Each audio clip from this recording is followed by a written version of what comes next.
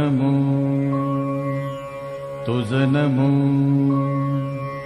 ओंकार स्वरूपा सद्गुरु समर्था ओंकार स्वरूपा सद्गुरु समर्था अनाथाच्या नाथा तुझ नमो तुझ नमो तुझ नमो तुझ नमो तुझ नमो ओंकार स्वरूपा सद्गुरु समर्था ओंकार स्वरूपा सद्गुरु समर्था अनाथाच्या नाथा तुझ नमो तुझ नमो तुझ नमो तुझ नमो तुझ नमो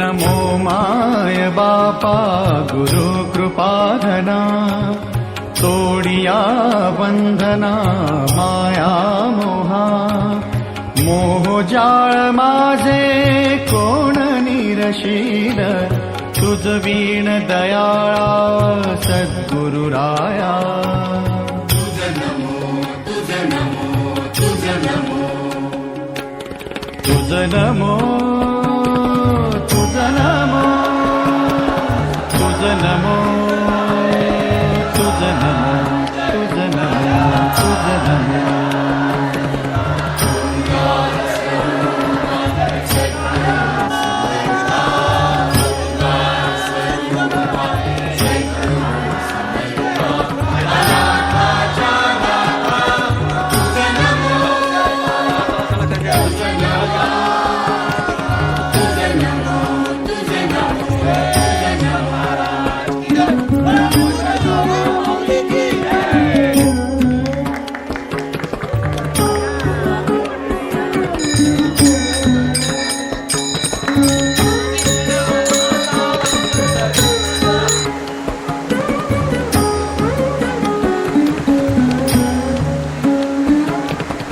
सद्गुरुराया माझा आनंद सागर त्रैलोक्या आधार गुरुराव त्रैलोक्या आधार गुरुराव त्रैलोक्या आधार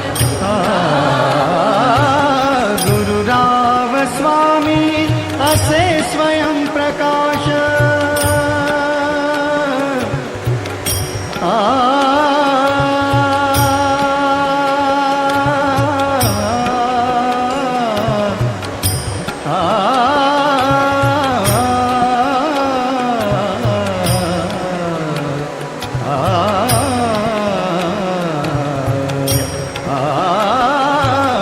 गुरुराव स्वामी असे स्वयं प्रकाश ज्या पुढे उदास चंद्र रवी पुणे उदास चंद्र रवी या पुणे उदास चंद्र रवी रवि शशि अग्नि मेणती जारूपा रवि शशि अग्नि मेणती जारूपा स्वप्रकाश रूपा नेणे वेद स्वप्रकाश रूपा नेणे वेद स्वप्रकाश रूपा नेणे वेद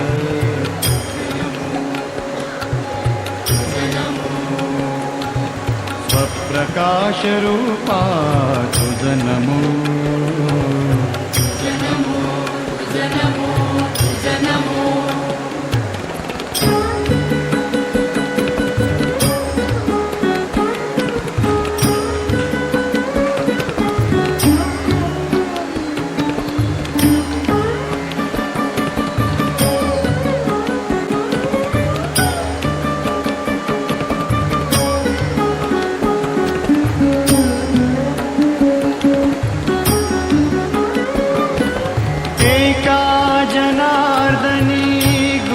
परब्रह्म एका जनार्दनी गुरु परब्रह्म तयाचे परिणाम सदामुखी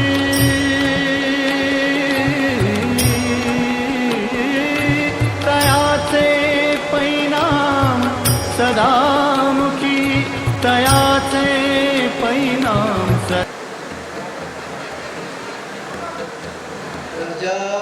राजाधिराज सद्गुरुनाथ सिद्धरामेश्वर महाराज की जय। राजाधिराज सद्गुरुनाथ श्री भाऊसाहेब महाराज की जय। राजाधिराज सद्गुरुनाथ श्री काळसिद्धेश्वर महाराज की जय। परम पूज्य आई मौली की जय। आपण सर्वजण वर्षभर ज्या दिवसाची ज्या क्षणाची आतुरतेने वाट पाहतो तो आजचा आनंदाचा दिवस अर्थातच आपल्या सर्वांच्या आवडत्या आईंचा वाढदिवस आणि आज गुढीपाडवा सुद्धा आहे। तर या दुहेरी संगम योगा आणि ह्या आनंद सोहळ्यामध्ये आपल्या सर्वांचं मनपूर्वक स्वागत। मी परमपूज्य आईंना विनंती करतो आपण केक कट करावा आणि आपण सर्वांनी गाण्याच्या माध्यमातून आईंना शुभेच्छा द्यायच्या। पुन्हा पुन्हा हा दिवस यावा वाढदिवस आमच्या आईंचा। पुन्हा पुन्हा हा दिवस यावा वाढदिवस आमच्या आईंचा। तुम्ही हसत खेळत राहा हीच आमची मनापासून इच्छा। वाढदिवसाच्या हार्दिक शुभेच्छा। वाढदिवसाच्या हार्दिक शुभेच्छा। वाढदिवसाच्या हार्दिक शुभेच्छा। वाढदिवसाच्या हार्दिक शुभेच्छा। हसण्याचा अन गाण्याचा आनंदाने नाचण्याचा। हसण्याचा अन गाण्याचा आनंदाने नाचण्याचा। आज वाढदिवस आहे आमच्या लाडक्या आईचा। वाढदिवसाच्या हार्दिक शुभेच्छा। वाढदिवसाच्या हार्दिक शुभेच्छा। वाढदिवसाच्या हार्दिक शुभेच्छा। वाढदिवसाच्या हार्दिक शुभेच्छा। राजाधिराज सद्गुरुनाथ सिद्धरामेश्वर महाराज की जय। राजाधिराज सद्गुरुनाथ श्री भाऊसाहेब महाराज की जय। राजाधिराज सद्गुरुनाथ श्री काळसिद्धेश्वर महाराज की जय। परम पूज्य आई मौली की जय।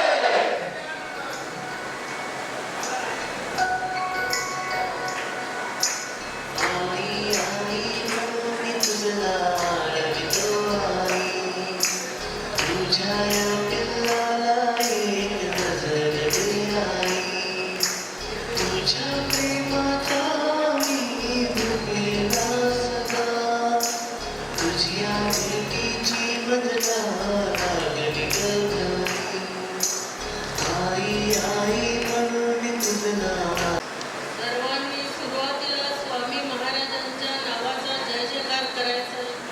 राजाधिराज सद्गुरुनाथ सिद्धरामेश्वर महाराज की जय। राजाधिराज सद्गुरुनाथ श्री भाऊसाहेब महाराज की जय। राजाधिराज सद्गुरुनाथ श्री काळसिद्धेश्वर महाराज की जय। गाता वंदीन संत सज्जन जय परमार्थाचे अधिष्ठान जयाचे मी गुह्य ज्ञान प्रगटे जनी।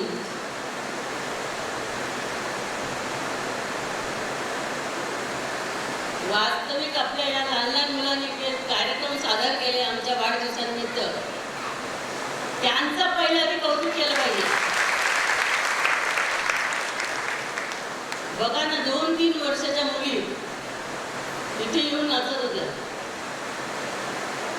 याला कारण म्हणजे समोर तुम्ही आणि पाठी स्वामी. स्वामींची ताकद सगळी. आणि ते सगळं बघितल्यानंतर काय प्रवचन करायचं तेच मला समजत नव्हतं. म्हणजे त्या स्थितीत गेल्यासारखं झालं मला. असो, पण हे सगळं आनंदासाठी होतं. दुसरं आज सांगायचं झालं तर या मुलांनी हे जे सगळं स्टेज केलेलं आहे, तर या मुलांचं कौतुक झालं पाहिजे. सकाळी 4ला उठून ही मुलं फुलं आणायला गेली आणि तिथून आतापर्यंत कंटाळा करत नाही. आवाजच नाही. आईंची मुलं आई कंटाळतात. आता बापच्या ट्रॅक्टरमध्ये आई कंटाळतात.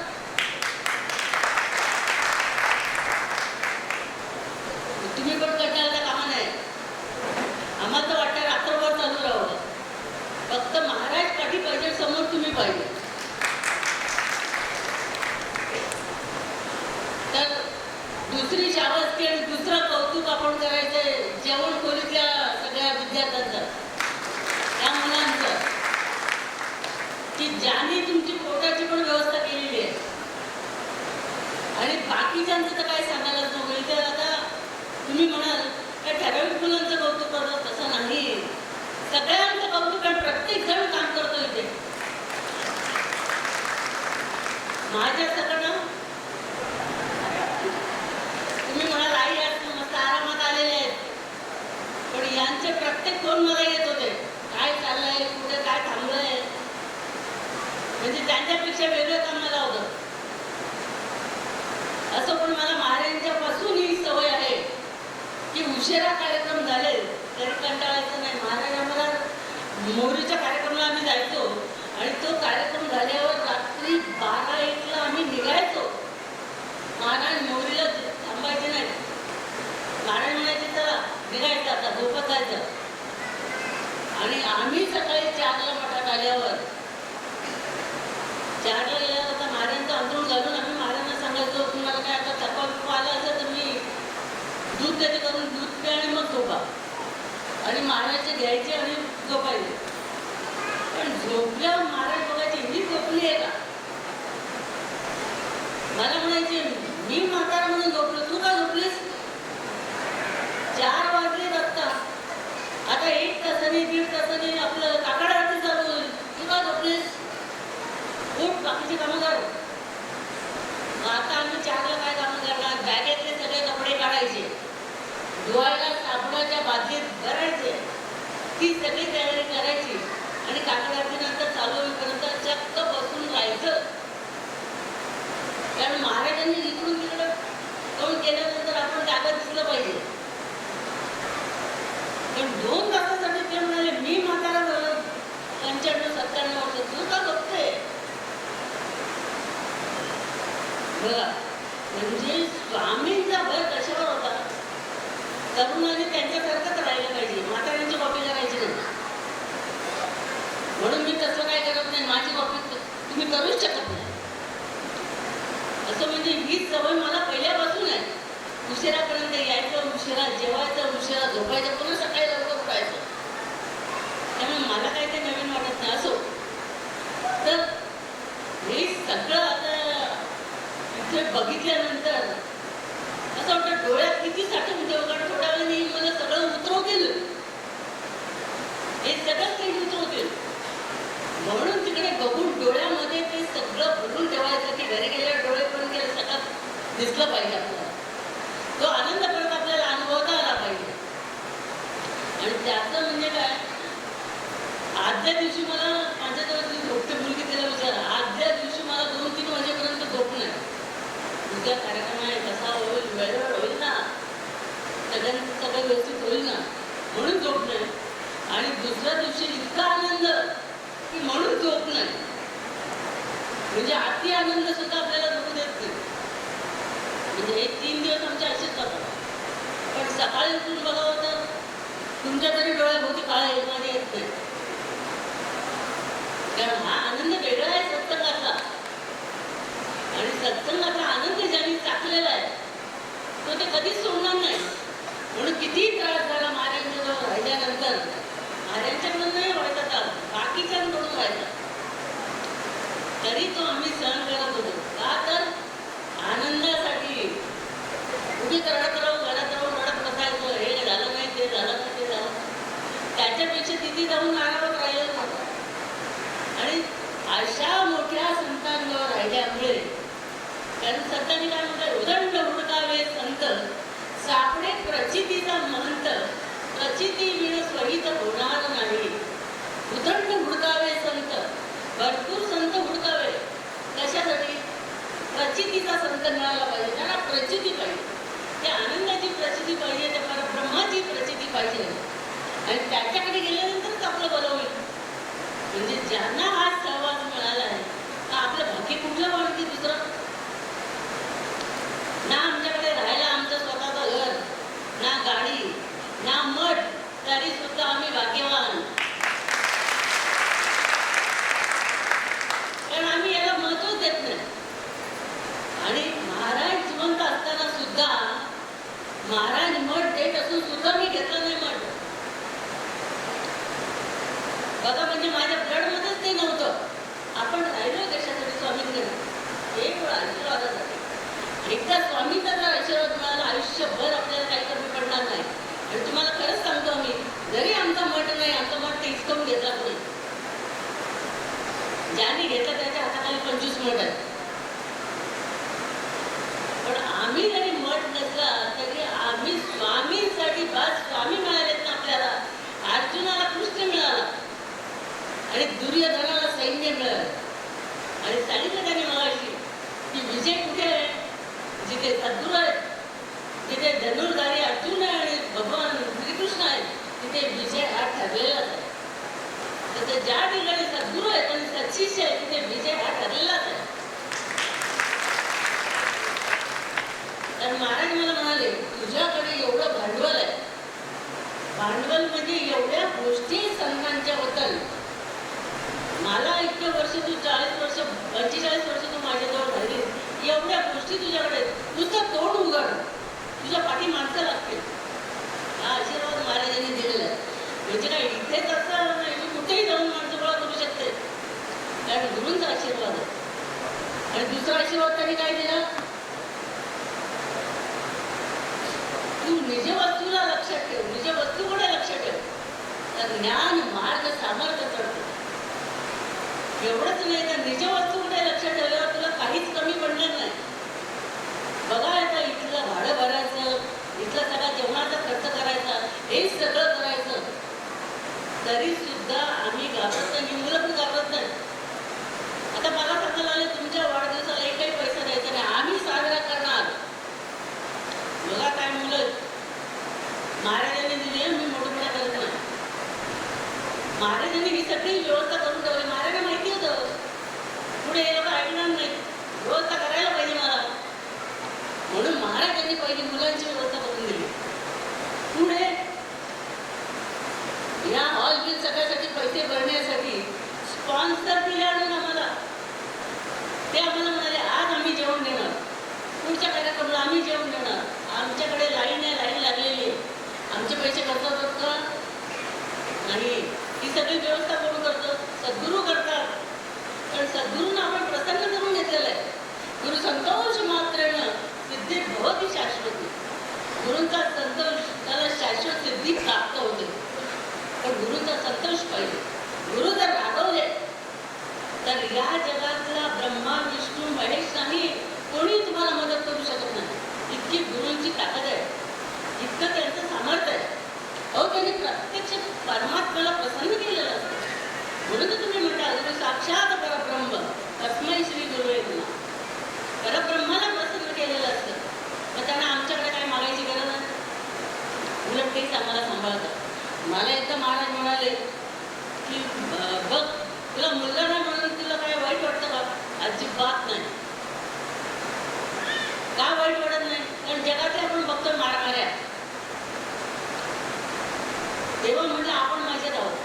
तर महाराज म्हणाले, तसं तर वाईट वाटायचं तर मला मुलगा म्हण.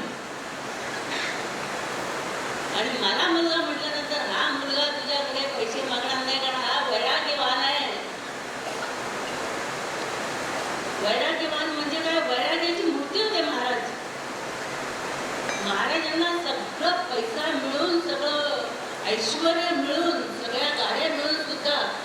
त्याच्यावर पाणी सोडण्याची ज्याची ताकद आहे तो करावा लागेल. महाराज नेहमी म्हणायचे त्याग हे मानवाचं भूषण आहे आणि ते त्यांनी शेवटपर्यंत नुसतं बोलले नाही, प्रत्यक्ष कृती करून दाखवली.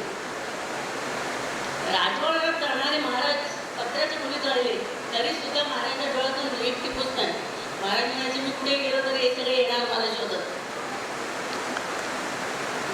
हीच अशा मोठ्या संतांची हीच ताकद असते. आणि त्यांच्याजवळ आपण राहिल्यानंतर काय, त्यांनी पण मठ सोडला होता, आम्ही पण मठ सोडला. मठ पाहिजे ना, घ्या गाड्यात बांधून आम्ही निघालो. अक्षरशः आम्ही काही न घ्यायला आमचे कपडे घेऊन निघालो. म्हणजे महाराजांचे शिष्य म्हणायला आपण सुद्धा लायक आहोत, लक्षात ठेवा. आपण लेडीज असून सुद्धा कुठलाही विचार न करता त्यांच्याकडून निरोप आल्यावर लगेच सोडलेला आहे. कुठलाही वाद न घालता.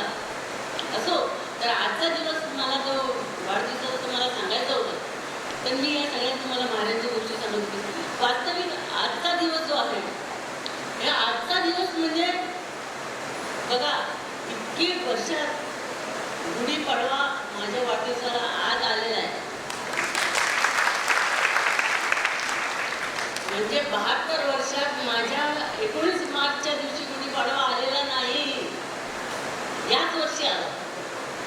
म्हणजे बघा आपल्याला त्या परमात्म्याने आणि गुरूंनी एक स्पेशल गिफ्ट दिलेलं आहे. तुम्ही म्हणाल काय कुठलं गिफ्ट दिलं, हे दिलं की काय?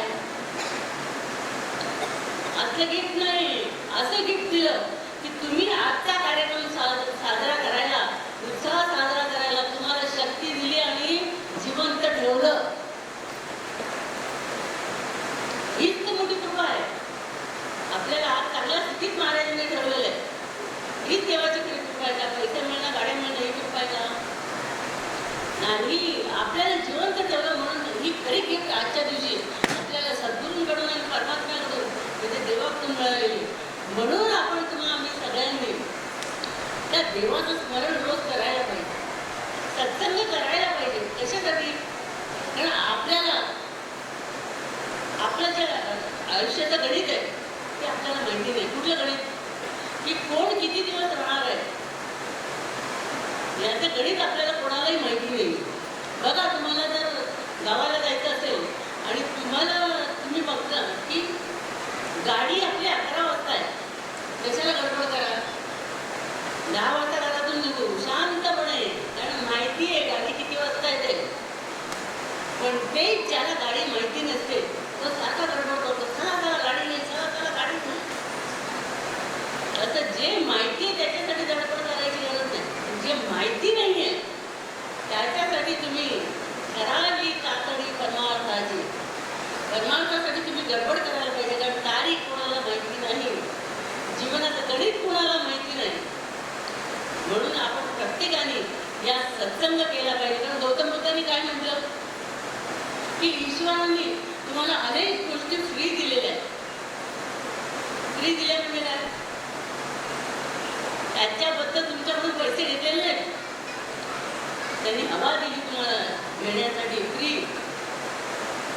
त्यांनी तुम्हाला पाणी दिलं, उष्णता दिली जगण्यासाठी, राहण्यासाठी पृथ्वी दिली आणि श्वास दिला. आज आपला श्वास चालू आहे म्हणून आपण जोरात बोलतोय. श्वास सुद्धा आपल्याला फ्री दिलेला आहे. म्हणजे अशा अनेक गोष्टी आपल्याला ईश्वराने दिलेल्या आहेत. मग त्यांनी आम्हाला जर दिलेलं आहे ते जर फ्री आहे तर म्हणजे ते किती किमती आहे. आता मला समजा तुम्ही रतन टाटा पाहिजे ती वस्तू खरेदी करण्याची त्यांची अवकाश होती. किती महाग असू दे पण ती खरेदी करायची अवकाश त्यांच्याकडे होती. पण ते आपला श्वास अर्धा तास तरी वाढवू शकले का? नाही. तर त्याच्या हातात आहे, त्यांनी दिलेलं आहे, त्याच्या हातात आहे. हे काम पैशाने होणार नाही. म्हणून गौतम बुद्ध काय म्हणतात की पैशापेक्षा तुम्ही तुमच्या शरीराची काळजी करा. कारण शरीरामध्ये जर काही गडबड झाली तर पैसा तिथे कामाला येत नाही. आता रतन टाटांना अर्धा तास तरी आयुष्य वाढवू शकले का डॉक्टर? पैसा कामाला आला का? नाही. लता मंगेशकर काय कमी होतो? म्हणून शरीराची काळजी करा. गौतम बुद्ध म्हणतात शरीराला सांभाळा, त्याची गडबड होता कामा नये. म्हणून रामदास स्वामी सुद्धा म्हणतात की हे शरीर जर सुदृढ असेल, चांगला असेल तरच आम्ही परमार्थ करू शकतो. नाहीतर शरीर जर आपलं निकामी झालं तर आपण परमार्थ सुद्धा करू शकत नाही. म्हणून त्यांनी आपल्याला काय सांगितलं, शरीर तुमचं चांगलं ठेवा, त्याची काळजी करा, पैशाची काळजी करू नका. दुसरं म्हणजे त्यांनी काय सांगितलं आपल्याला, सत्संगामध्ये जाऊन आता महाराजांच्या बद्दल आपल्याला जर बोलायचं झालं तर महाराजांनी आतापर्यंत किती दान केलं असेल, किती लोकांना त्यांनी मंत्र देऊन त्यांना पुतार्थ केला असेल, किती लोकांचा त्यांनी उद्धार केला असेल. म्हणजे दान देण्याची जी हे आहे ताकद ती अशा संतांकडे कशी असते. महाराज काय करायचे, शिवरात्रीला जेव्हा गर्दी व्हायची लोकांची तरी सगळी जेवण करणारी माणसं महाराजांना म्हणायची आज काहीतरीच गर्दी आली आहे महाराज, भात अटकी टाकावं लागेल आपल्याला. महाराज म्हणाले, प्रवचनातून महाराज सांगायला लागले आम्हाला 200 पोती भात झालेला आहे यावर्षी, पाहिजे तेवढा खा. त्यांना 200 पोतीतले काही 100 पोती विकता येत नव्हती आणि पैसे करून घेता येत नव्हते. पण शिष्यांसाठी पाहिजे तेवढं खा म्हणाले, काळजी करू नका किती माणसं येतील त्याची. आणि असं केल्यामुळे त्यांच्याकडे पैशाचा ओघ चालूच होता, त्यांना पैसा कधीही कमी पडलेला नाही.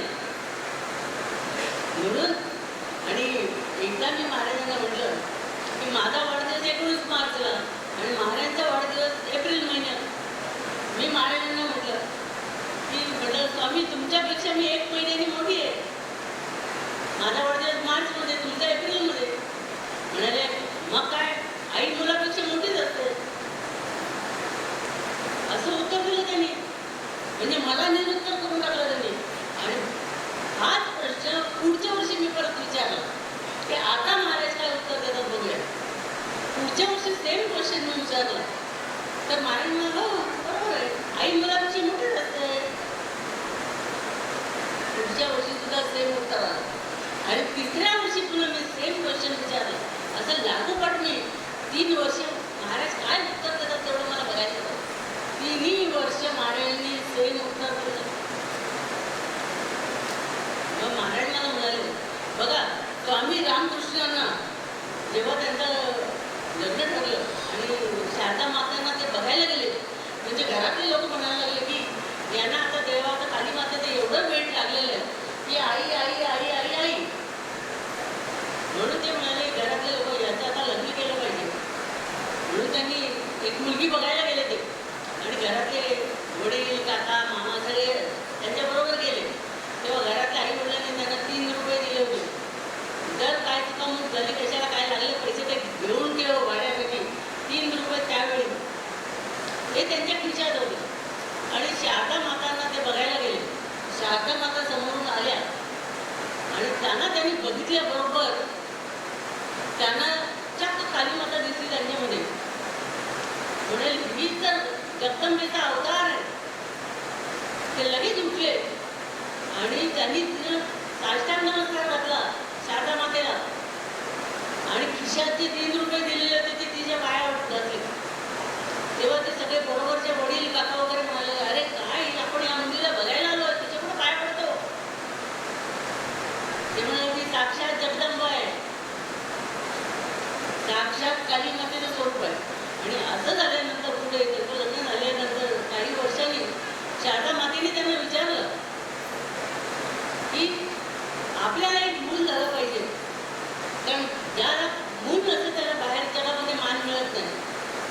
म्हणून त्यांनी हट्ट धरला की एक आपल्याला झालं पाहिजे. तेव्हा ते म्हणाले अरे काय तुम्हाला एक मुलं कशाला पाहिजे, मी भरपूर मुलं देतो, मी तुम्हाला एवढी मुलं देतो की ते तुम्हाला आई आई आई आई आई म्हणते. कोणाला तुम्ही हो देणार. असं त्यांनी त्यांना उत्तर दिलं. म्हणजे तुम्ही व्यवहारातली मुलं घेऊन काय करता, मी तुम्हाला 80 मुलं देतो.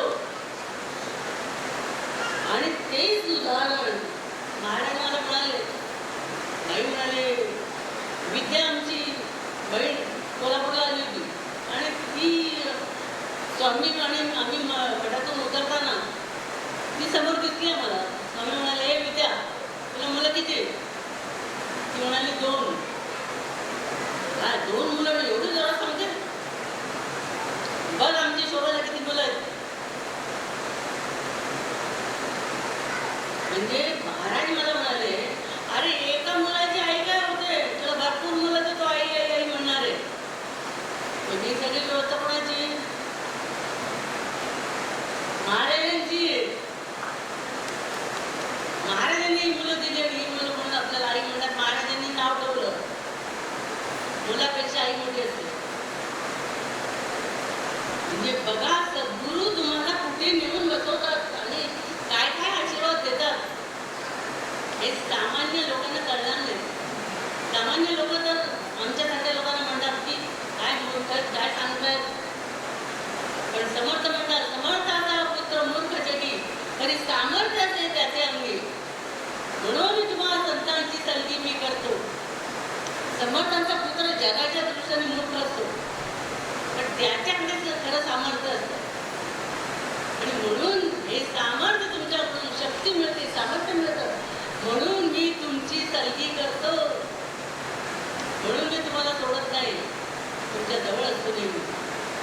बघा, गोंदवलेकर महाराजांची त्यांच्या गुरुनी एवढ्या परीक्षा घेतल्या आणि एवढं त्यांना रडकुंडीला आणलं, सगळ्यांकडून मार दिले, तरी सुद्धा गोंदवलेकर महाराजांनी त्यांच्या गुरुंना सोडलं नाही. कारण ते म्हणाले, हेच माझा उद्धार करणार आहे आणि हेच मला माझ्या जन्माचं सार्थक करणार आहे. जे मला पाहिजे ते मला हे देणार आहे. आणि शेवटी त्यांच्या परीक्षेला उतरून त्यांनी त्यांना ब्रह्मचैतन्य ही पदवी दिली. म्हणाले, तुला आता याच्या पुढे लोक ब्रह्मचैतन्य नावाने ओळखले जाते. म्हणजे सद्गुरू शिष्याची काय काय काळजी करतात बघा. आधी शिष्याला रटकुंडीला आणला पाहिजे. सेवा करताना एवढेच सलाखून घेतात की तुम्ही पळून गेलं पाहिजे. पण त्यातही शिष्य टिकला, झाला तर गुरुचा झाला.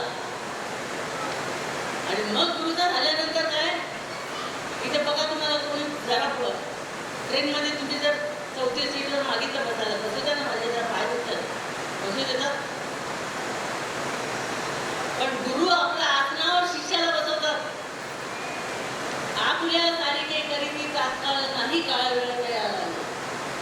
आणि म्हणून मला सांगायला तुम्हाला अभिमान वाटतो की बाकीच्या गोष्टी मठ मिळाल्या आणि काही नाही मिळालं तरी सुद्धा महाराजांनी मला त्यांच्या आसनावर बागेवाडीला बसवलं होतं.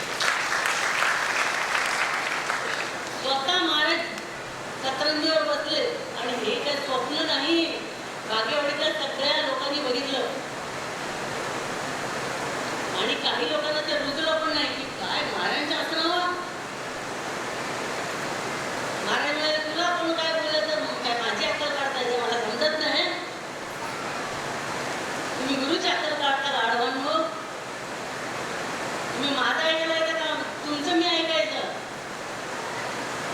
अशी महाराजांनी एकेकाची काढली ना, म्हणजे महाराजांना मी ह्या पदावर आणि तुम्ही मला शिकवता का, कोणाला बसवायचं, कोणाला ठेवायचं, कोणाला काढवायचं ते मी बघणार.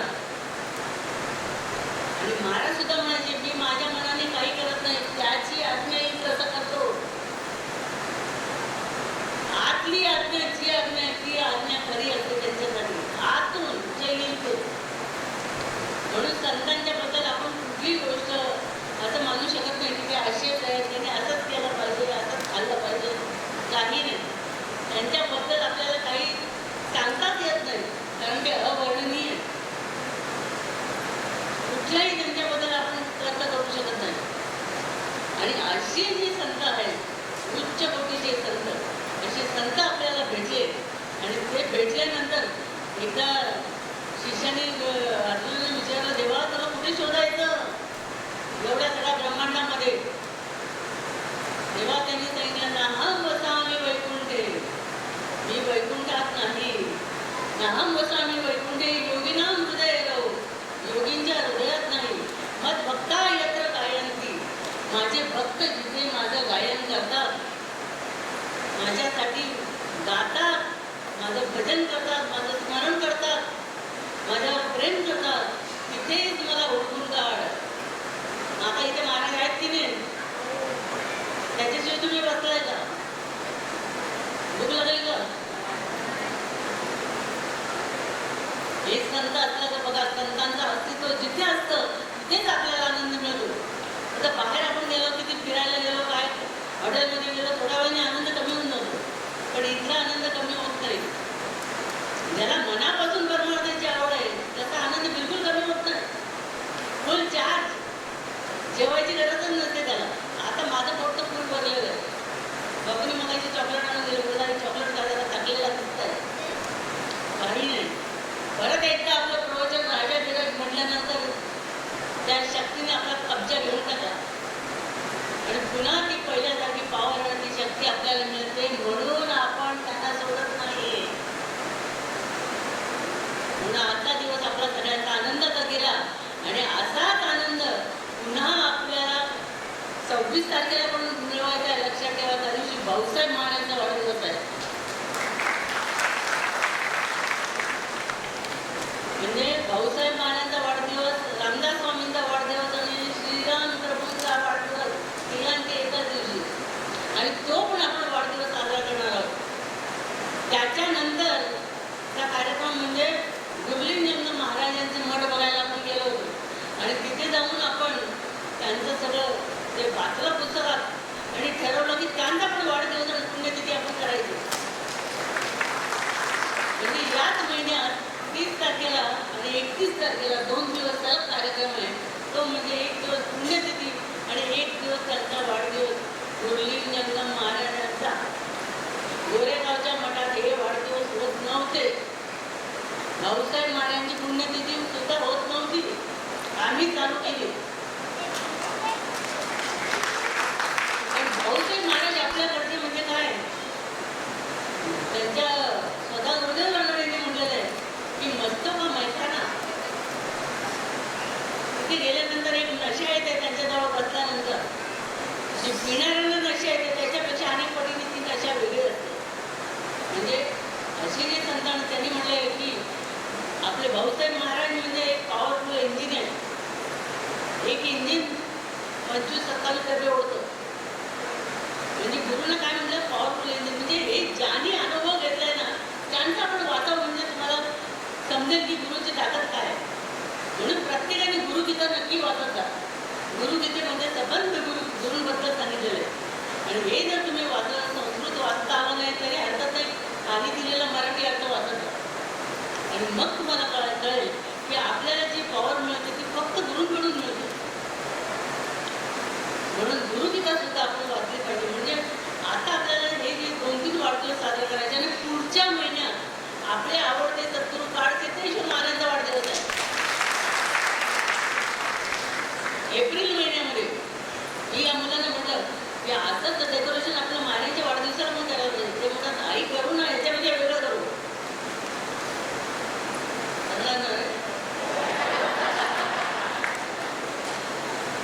तयारीची मुलं आहेत.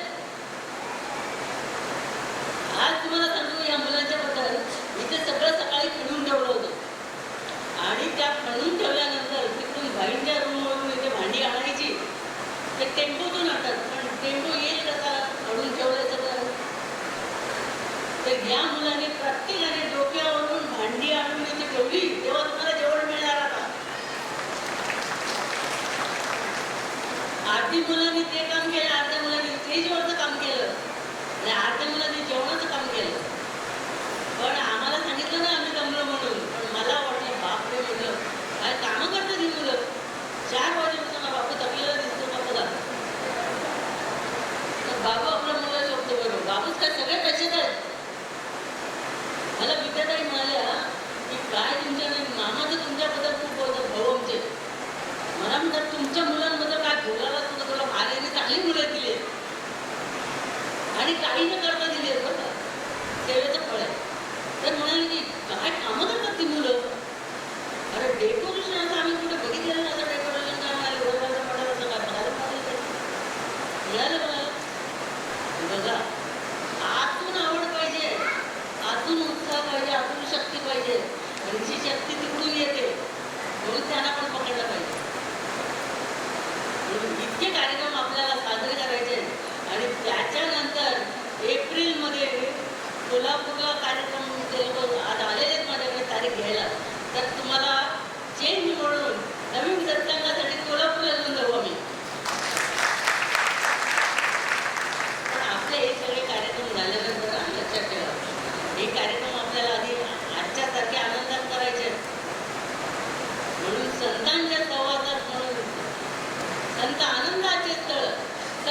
एकच केवळ नाना संतोषाचे मूळ ते संत. ते संतांची ते आनंद आहे. म्हणून या आनंदासाठी आपण यायचं.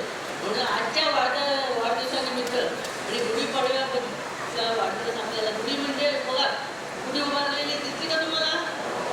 हां, ही गुढी म्हणजे गुढीचा आता ध्वज, विजय पताकाचा ध्वज लावलेला आहे मुलांनी. की आईच्या वाढदिवसामध्ये विजय पताका. मला त्यांनी विचारलं, आई आपण गुढी लावायची कारण मग श्रीराम प्रभू जेव्हा 14 वर्षाचा वनवास संपवून आणि राक्षसांचा राजा रावणाचा वध करून जेव्हा अयोध्येत आले तेव्हा लोकांनी गुढ्या उभारल्या. गुढी म्हणजे ध्वज. तसं आपण इथे आनंदाचं आणि शौर्याचं सगळ्याचं प्रतीक आहे, चैतन्याचं. म्हणून तुम्हाला मी मुद्दाम दाखवली, तुम्हाला दिसली होती ना? तर आजचा हा कार्यक्रम आपल्याला परत करायचा आहे. म्हणून या कार्यक्रमाला येण्यासाठी शक्ती सामर्थ्य महाराज मला सगळ्यांना देतील हीच त्या चरणी प्रार्थना. सदा सत्संग लाभावा, घडावी चित्त गुरु सेवा, मागणी हेची मागूया, आदरे आधी वंदूया, हरिहरा सिद्धरामाया, आदरे आधी वंदूया, हरिहरा काळसिद्धाया, आदरे आधी वंदूया. बघा आजच्या कार्यक्रमाला सुद्धा तुम्ही मोठ्या संख्येने आलात, म्हणून तुमचं पण कौतुक टाळ्यामध्ये आपण. आता तुम्ही म्हणाल आपल्या मुलांचंच कौतुक केलं, तुमचं पण केलं ना. असं तर आता पुढचा कार्यक्रम आपला आहे 26 तारखेला, गुरुवार रामनवमी. त्या दिवशी आपण यायचंय. त्या दिवशी भाऊसाहेब महाराजांचा वाढदिवस आहे आणि दुसरे 2 दिवस वाढदिवस आहेत.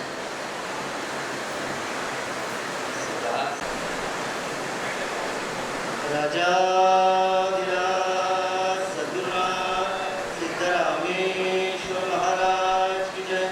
राजाधिराज सद्गुरुनाथ श्री भाऊसाहेब महाराज की जय. राजाधिराज सद्गुरुनाथ श्री काळसिद्धेश्वर महाराज की जय. परम पूज्य आई माऊली की जय.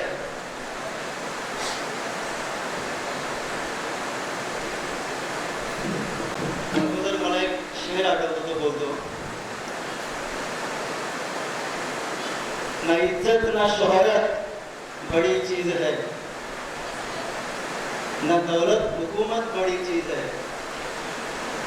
याचा अर्थ इज्जत ना शोहरत म्हणजे आदर सन्मान काही मोठी गोष्ट नाही, आणि दौलत हुकूमत म्हणजे पैसा आणि पॉवर सुद्धा मोठी गोष्ट नाही. गर जहां में कोई चीज है बड़ी, गर जहां में कोई चीज है बड़ी, तो मेरे सद्गुरु की सेवा बड़ी चीज है. मेरे सद्गुरु की सेवा बड़ी चीज है, मेरे आई की संगत बड़ी चीज है. अशा अर्थाचं माझं आवडतं गाणं मी बोलतोय. भाव लक्षात घ्या, आवाजात लक्ष देऊ.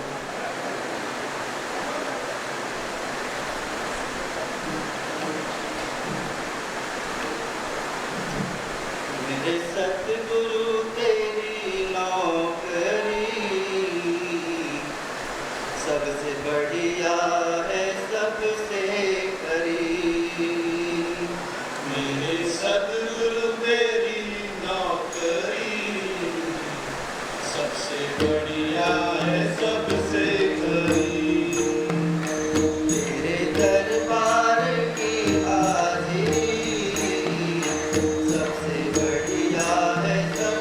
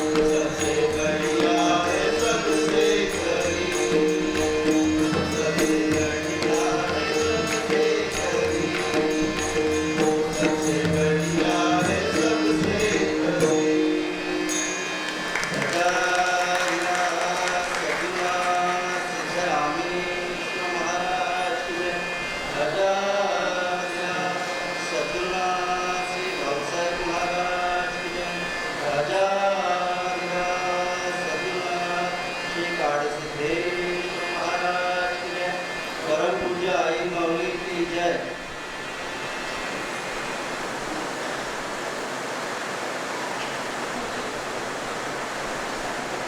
आज आपल्या सर्वांच्या लाडक्या आईंचा वाढदिवस आहे आणि आपण सर्वजण त्यांचं अभीष्ट चिंतन करण्यासाठी, त्यांना शुभेच्छा देण्यासाठी, त्यांचं दर्शन घेण्यासाठी आणि आजचा आनंद लुटण्यासाठी आपण आलो. सर्वांना आज या ठिकाणी प्रचंड असा आनंद होतोय ना. पूर्ण आनंदाचं कारण म्हणजे आज या ठिकाणी बाप्पांची उपस्थिती आहे. वास्तविक बाप्पांची उपस्थिती नेहमीच असते आणि बाप्पा खास करून या सत्संगामध्ये उपस्थित राहण्याचं मुख्य कारण म्हणजे आपल्या आई. आईंनी जी बाप्पांची म्हणजे नुसती हयात देहाने असतानाच नाही, त्या पश्चात देखील आईची जी सेवा चालू आहे. मला एक प्रसंग आठवतो कारण त्याचा मी बाबा साक्षीदार आहे. 2023 ची गुरुपौर्णिमा, बाप्पांचं मागे जे आहे ते चांदीचं आसन, त्याचा अनावरण सोहळा इतका अद्भुत आणि अद्वितीय असा झाला. बाप्पा विराजमान झाले, आपण सर्वांनी आनंद साजरा केला. पण ते आसन बाप्पा आनंदात विराजमान का झाले आणि ते आसन बनवण्याची जी प्रक्रिया होती,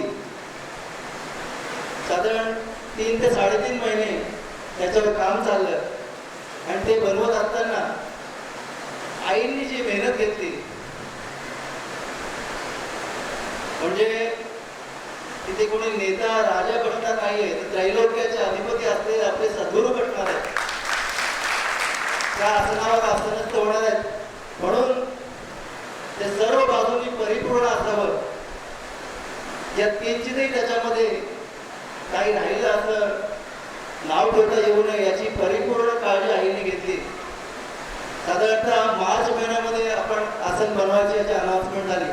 वास्तविक आम्ही मुलांनी असं ठरवलं होतं की बाप्पांचं आणि आईचं चांदीचं आसन बनायला हवं, पण आई ऐकायला तयार नाही. फक्त स्वामींचंच आसन बनणार, स्वामींची कॉपी आपण नाही करायची. आणि आई हट्ट केलं की आपण काही कोण त्याची म्हणजे आपण काही समजूत घालू शकत नाही. आम्ही प्रयत्न केला, मग ती प्रक्रिया चालू झाली. चांदीचं आसन बनवतानाची जी सगळी माहिती गोळा करण्यात आली, कारागीर बोलवण्यात आले. त्यातला एक कारागीर त्याचं काम पाहण्यात आलं. तो काम पाहण्यासाठी इगतपुरीचा आईने दौरा आला आणि काही 15-16 जणांना आम्हाला घेऊन तिकडे गेल्या. त्या कारागिराचं काम पाहिलं, त्यानंतर त्याला ऑर्डर दिली. वास्तविक आम्हाला अगोदर वाटत होतं की पैसे गोळा झाले, माप दिलं, डिझाईन सांगितली की आसन तयार होतं. तसं नसतं. एखादा संकल्प करावा सद्गुरूंसाठी आणि तो पूर्ण होण्यासाठी जी कसोटी लागते ती आम्ही आईची पाहिली. चांदी खरेदी करण्यापासून वास्तविक तो मार्च, एप्रिल, मे, जून असे ते महिने होते. प्रचंड उन्हाळा.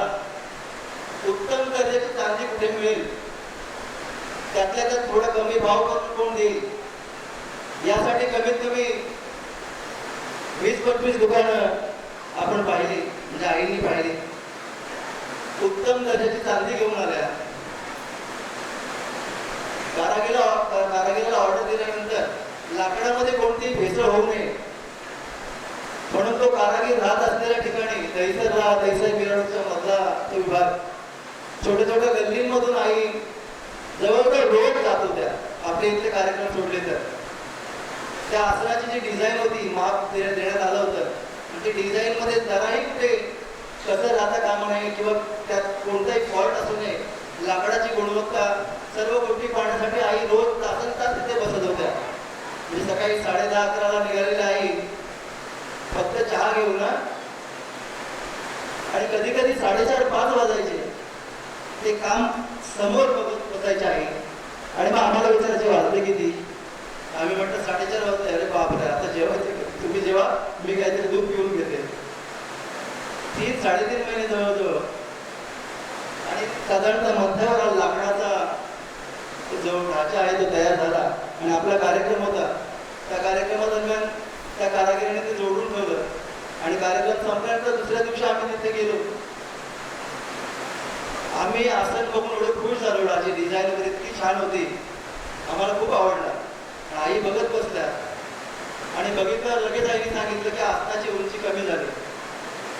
तो कारागीर सुद्धा शॉक झाला, आम्ही सुद्धा शॉक झालो. तर असं कसं होऊ शकतं. मग मेजर पुन्हा घेण्यात आला. तर खरोखर जवळजवळ 9-9.5 इंचाने त्याची उंची कमी झाली होती. बाप्पांची जी मूर्ती आईच्या डोळ्यामध्ये पीठ बसलेली आहे त्याच फक्त सांगू शकतात की त्याची उंची कमी झाली. आपण कोणी ओळखू शकत नाही. 3.5 महिने जवळजवळ रोज जाणं, तो चांदीचा पत्रा करायला त्या भट्टीमध्ये घेऊन जायच्या आई. तिथलं काय तापमान असायचं बाबू, त्या भट्टीमध्ये बसवत नसायचं तासन तास आई.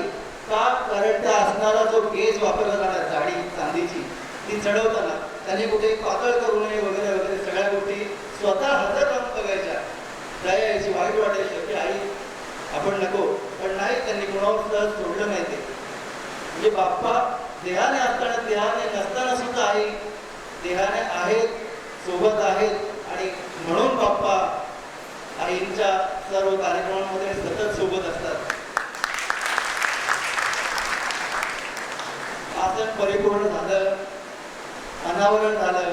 आजपर्यंत आईने कधीही त्यांनी किती मेहनत केली त्याच्यावर एक अवाक्षरही बोलल्या नाहीत. हा त्यांचा मोठेपणा. वास्तविक मला राहून राहून असं वाटत होतं की आपण या गोष्टीचे साक्षीदार आहोत म्हणून आपणच बोलावं. आणि आपल्या सर्वांनाच माहिती आहे बाप्पांच्या समवेत आईने जवळजवळ किती वर्ष काढली. काय नव्हतं बाप्पांकडे, शेकडो मठ आणि शेकडो एकर जमीन. पण आईंना यातलं काय नको होतं. ते म्हणतात ना, निस्पृहाच्या तृणाम जगात.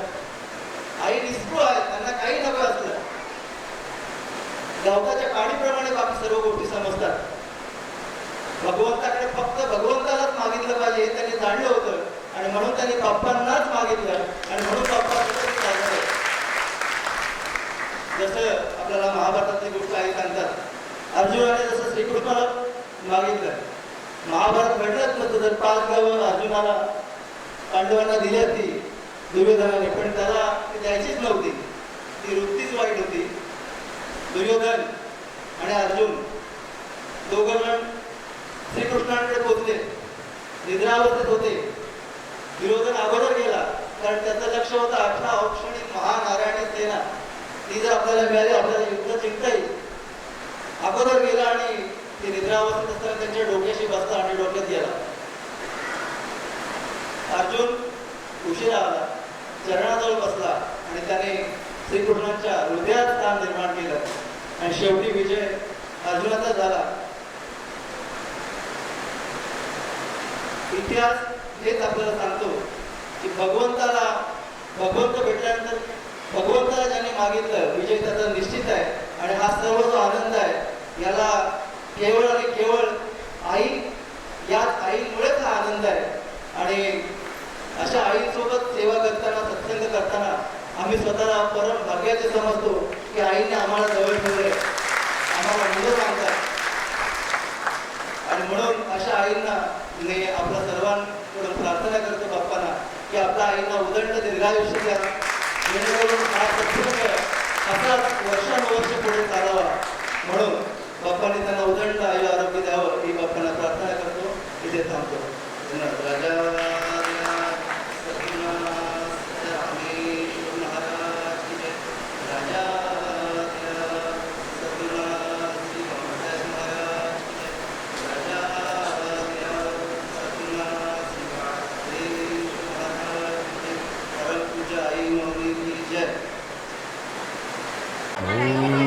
ओंकार स्वरूपा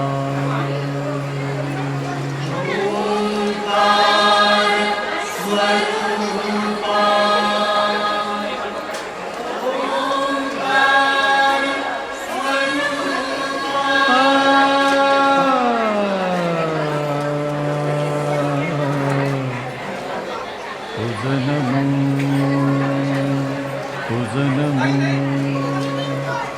तुझ नमो ओंकार स्वरूपा सद्गुरु समर्था ओंकार स्वरूपा सद्गुरु समर्था अनाथाच्या नाथा तुझ नमो तुझ नमो